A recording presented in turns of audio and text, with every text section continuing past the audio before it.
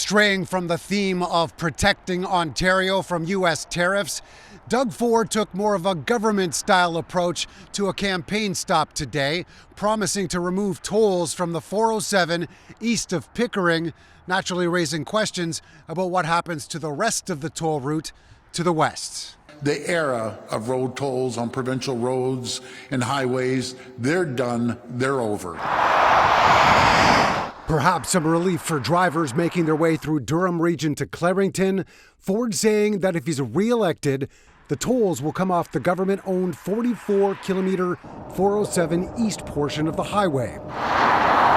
Nothing said, though, about the more than 100-kilometer portion that runs west all the way to Burlington, privately run by the 407 ETR.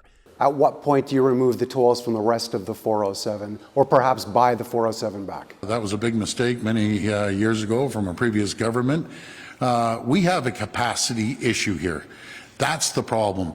The NDP, meanwhile, has long pushed for picking up the cost for trucks to travel the toll route, and eventually buying the highway as well.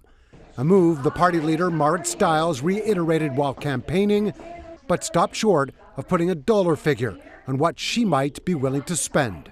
We're going to negotiate, and I'm going to negotiate tough with that company. They've had enough years, frankly, making money off the backs of people in Ontario, and that highway sits empty. Yeah. Hello, wow. Liberal leader Bonnie Crombie was making the rounds in Hamilton, having coffee with local residents and talking healthcare, while candidly reading an email from someone upset about emergency services being removed from Fort Erie. Crombie found herself asking questions about who was responsible.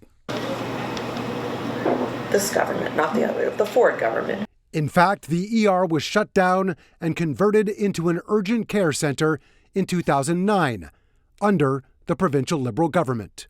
Of interest, a tactic now being used by the Ford campaign to limit the number of questions he's going to be facing at events from this point forward. They say it's due to time, but it's also a method to control the message at a time when U.S. tariffs have now been put on hold for 30 days, with just a few weeks left to go in the election campaign. Mark McAllister, City News.